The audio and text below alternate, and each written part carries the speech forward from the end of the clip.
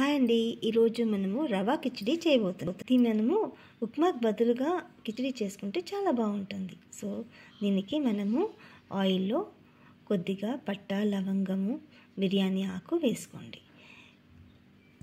రవాని బాగా ఫ్రై చేసి పెట్టుకోండి.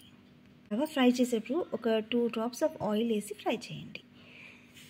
పట్టా, లవంగం బాగా ఫ్రై అయ్యాక మీరు దాంట్లో పచ్చిమిర్చి, ఆనియన్స్ వేసి బాగా ఫ్రై చేయండి. ఇంట్లో ఒక స్పూన్ నెయ్యి కూడా వేసుకోండి, అప్పుడు చాలా బాగుంటుంది. స్మెల్ చాలా బాగుంటుంది.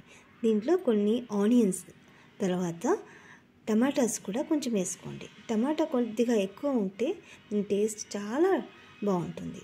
దీంట్లో నేను కొద్దిగా కల్లుప్పు, పసుపు, కొద్దిగా కారము, ధనియా పౌడర్ అన్నీ వేసేసి కొద్దిగా వాటర్ వేసేసి మూత పెట్టేస్తున్నాను.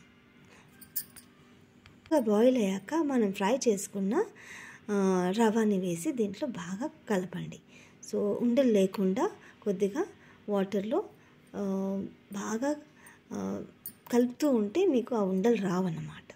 అంతే అండి, చాలా ఈజీ.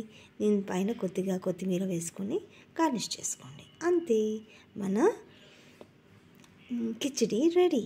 ఇది మా మమ్మీ చాలా బాగా చేస్తారు. సో ఉప్మాకు బదులుగా ఎప్పుడైనా మమ్మీ ఇదే చేస్తూ ఉంటారనమాట. సో మీరు కూడా చేస్తారని అనుకుంటాను.